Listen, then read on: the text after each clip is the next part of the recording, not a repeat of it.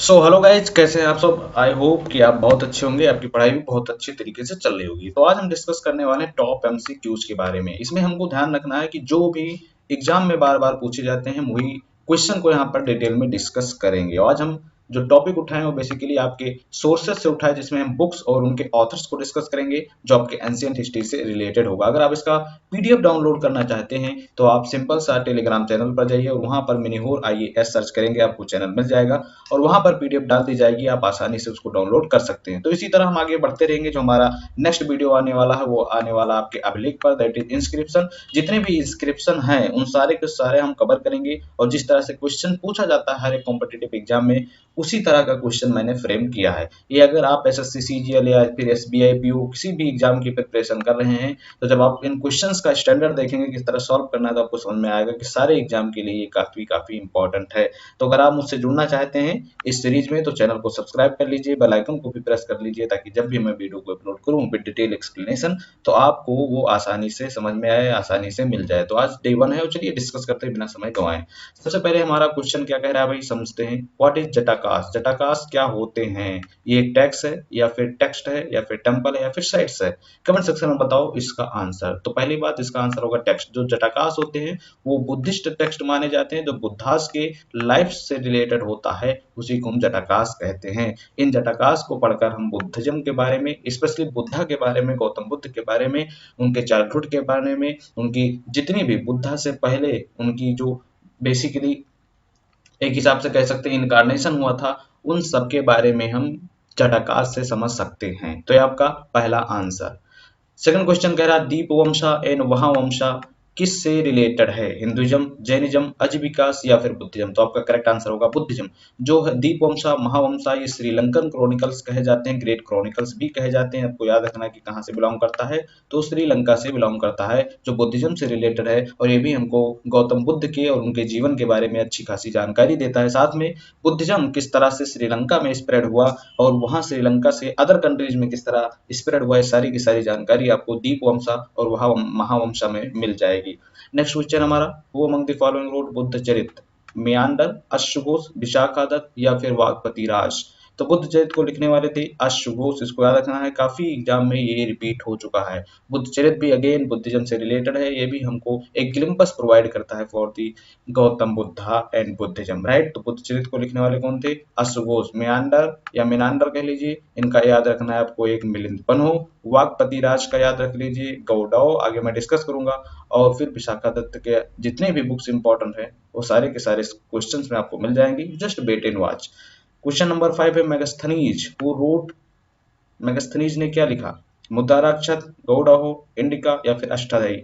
तो मुद्दा राक्षस ने बेसिकली इंडिका लिखा। ये प्रोवाइड करता है किसके बारे में इंफॉर्मेशन हमको? तो चंद्रगुप्त मौर्य, ठीक है, चंद्रगुप्त मौर्य के बारे में ये इंफॉर्मेशन प्रोवाइड करता है। साथ में चंद्रगुप्त मौर्य ने किस तरह नंदवंश का खात्मा करके और मौर्य डायनेस्टी की स्थापना की उसके बारे में बताता है। इसके साथ ही पाटलिपुत्र जो उनकी राजधानी थी उसके स्ट्रक्चर के बारे में भी बताता है। जैसा मैंने पहले बताया कि जो गौडाहो है उसको किसने लिखा है? वागपति राज ने। अष्टाध्यायी को किसने लिखा है? पाणिनि ने। और मुद्दा राक्षस को किसने लिखा है? By the Vishakhadatta. तो इसको याद रखना है, ठीक। Choose the correct answer. पहला है मालविकाग्निमित्रम, अभिजना शकुंतलम, ऋतुसंहारा और मेघदूतम। इनमें से कौन सी बुक कालिदास के द्वारा लिखी गई है? अगर आपको पता है तो कमेंट सेक्शन में जरूर बताना।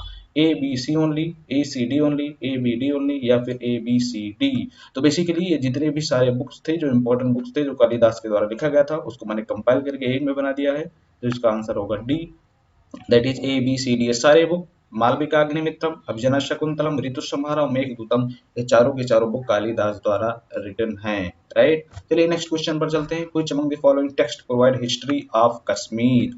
कल्पसूत्र, शिलापतिक्रम, द हिस्ट्रीज या राजतरंगिणी? तो इसका आंसर होगा आपका राजतरंगिणी। ये रिटन किया गया था बाय द कल्हन। ये हमको डायनेस्टी वाइज जो है हिस्ट्री ऑफ द कश्मीर बताता है, लिखा गया था कल्हान के द्वारा। नोट डाउन करते हुए चलिए। द हिस्ट्रीज को किसने लिखा था भाई? हेरोडोटस ने लिखा था। शिलापति क्रम एक बेसिकली तमिल टेक्स्ट है जो साउथ इंडिया की हिस्ट्री हमको बताता है। और कल्पसूत्र एक जैनिज्म से रिलेटेड टेक्स्ट है, ये भी याद रखते हुए चलना है।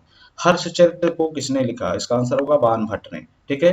बाणभट्ट जो कोर्ट कुंवर थे किसके, किंग हर्षा के, ठीक है, या हर्षवर्धना डायनेस्टी कह सकते हैं, या पुष्यभूति आप थानेश्वर भी कह सकते हैं।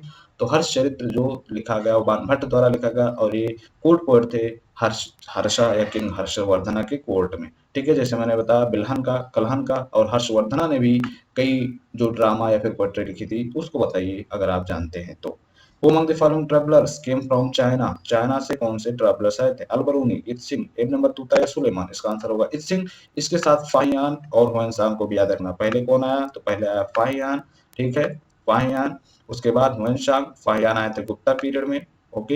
हुएनसांग जो आपके आए थे वो आए थे बेसिकली हर्षा पीरियड में, और इसके बाद में आते हैं थोड़े ही दिन के बाद, थोड़े साल के बाद, नौ थोड़े दिन के बाद इत्सिंग आते हैं, ठीक है। अलबरूनी इब्न बतूता कहाँ से बिलोंग करते हैं?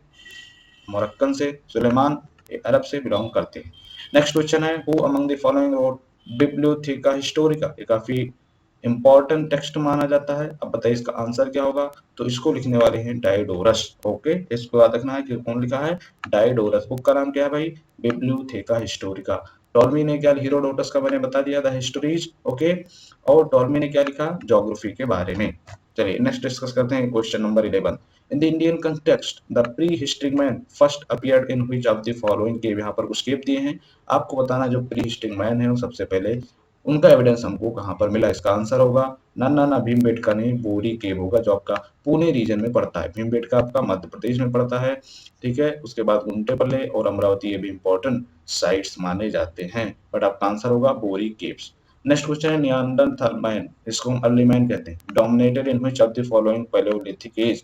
तो जो नियांडरथल मैन या अर्ली मैन हैं वो मिडिल पैलियोलिथिक एज में देखे गए हैं। जैसा कि आपको पता होगा पैलियोलिथिक एज को 3 भाग में डिवाइड किया जाता है, that is early, middle and upper. जो नियांडरथल मैन थे वो डोमिनेट कर रहे थे मिडिल पैलियोलिथिक साइड को। पैलियोलिथिक मतलब क्या होता है? पैलियो मींस होता है ओल्ड, और लिथिक मतलब होता है स्टोन, यानी old stone age.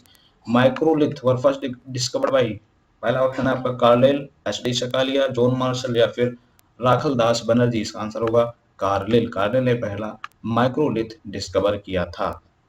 Who among the following term Neolithic phase as a Neolithic revolution? UPSC में मेंस में भी पूछा जा चुका है, तो इसका आंसर होगा गॉर्डन चिल्ड, ओके। इन्होंने नियोलिथिक फेज को नियोलिथिक रेवोल्यूशन बताया। इसके कई रीजन थे। पहला कि डोमेस्टिकेशन ऑफ एनिमल बढ़ा था, दूसरा था एग्रीकल्चर का एक्सपेंशन हुआ था, एग्रीकल्चर का एक्सपेंशन के कारण क्या हुआ? अर्बनाइजेशन हुआ। लास्ट क्वेश्चन है इसका, the famous site of Bhimbetka कहाँ, किस स्टेट में लोकेटेड है? It is located in Madhya Pradesh. तो ये सिर्फ एक सैंपल था जिसमें हमने कवर किया इंपॉर्टेंट सोर्सेस को, कौन सी बुक किसने लिखे हैं, ठीक है, उसको नोट डाउन करते हुए चलना है। और इसके साथ ही हम जो नेक्स्ट डिस्कस करने वाले हैं वो करने वाले हैं सारे के सारे जितने भी इम्पोर्टेंट जो आपके इंस्क्रिप्शन है या फिर अभिलेख है जिससे बार बार क्वेश्चन पूछा जाता है उनको हम डिस्कस करेंगे। अगर आप नोट डाउन करना चाहते हैं तो कुछ मैं आपको इम्पोर्टेंट बुक बता दे रहा हूँ और आप नोट डाउन करते हुए चलेंगे, ओके। जैसे मैंने बता ही दिया था गौडाहो का, ओके। यहाँ पर आप देख सकते हैं गौडाहो को किसने लिखा? वाकपति राज ने, ओके, वाकपति राज ने। मुद्रा राक्षस को किसने लिखा? विशाखा दत्त ने। अष्टाध्यायी को किसने लिखा? पाणिनि ने। इंडिका को किसने लिखा? मेगस्थनीज ने। जो कालिदास के द्वारा लिखा गया था ये सब कुछ मैंने इसमें बता दिया है। बुद्ध चरित्र को किसने लिखा? तो फिर किसने लिखा भाई? म्यांडर, सॉरी, अश्वघोष ने, ओके। इसके साथ राजतरंगिणी का मैंने बता दिया था, ओके। और हर्षचरित का भी मैंने शायद बता दिया था, यस। हर्षचरित को किसने लिखा? तो भाई बाणभट्ट ने लिखा था, ओके। इसको याद रखना है। अब बिल्हन का एक याद रखिए, विक्रमदेव चरिता, ओके, विक्रमदेव चरिता, इसको याद रखना है। विक्रमदेव चरिता आप नोट डाउन कर लीजिए। बिल्हन का क्या है? विक्रमदेव चरिता, ओके। और विशाखा दत्त का एक और बहुत ही इंपॉर्टेंट है, वो है देवी चंद्र गुप्तम, ओके। विशाखा दत्त का क्या है? देवी चंद्र गुप्तम, ओके। इसको याद रखना है, बिल्कुल याद रखना है, बहुत ही इंपॉर्टेंट होता है, ठीक है। कलहन का राजतरंगिणी मैंने बता ही दिया है। उसके बाद बिल्हन का जो आपको यहाँ पर देखिए, कलहन, कलहन का आपको क्या लिखना है? राजतरंगिणी। बिल्हन का मैंने बता दिया क्या था? विक्रमदेव चरिता, ओके। तो ये सारे के सारे इंपॉर्टेंट बुक है। इब्न बतूता का कुछ ध्यान में रखना है, इब्न बतूता का बहुत इंपॉर्टेंट है, वो है रेहला, ओके। क्या है भाई? रेहला, ठीक है। तो ये किस सारे के सारे इंपॉर्टेंट जो बुक थे वो भी। और अलबरूनी, यस, अलबरूनी का एक इंपॉर्टेंट टेक्स्ट है, वो है क्या है? बता सकते हैं, तहकाके हिंद, तहकाके हिंद। तो इन सबको आपको नोट डाउन करना है। अगर आप इसको टेलीग्राम से ज्वाइन करना चाहते हैं, डाउनलोड करना चाहते हैं, ज्वाइन करके आप डाउनलोड कर सकते हैं। Thank you for watching. मिलते हैं नेक्स्ट वीडियो में, और नेक्स्ट वीडियो में मिलेंगे हम इंस्क्रिप्शन को लेकर। जितने भी इंस्क्रिप्शन होंगे उन सबको हम यहाँ पर डिस्कस करेंगे और जितने भी इंपॉर्टेंट क्वेश्चन पूछे गए हैं उसी के बेसिस पर हम डिस्कस करेंगे। अब लेख आपके लिए बहुत इंपॉर्टेंट होता है और सारे के सारे एग्जाम में पूछे जाते हैं। तो थैंक्स यू फॉर वॉचिंग, मिलते हैं नेक्स्ट वीडियो में।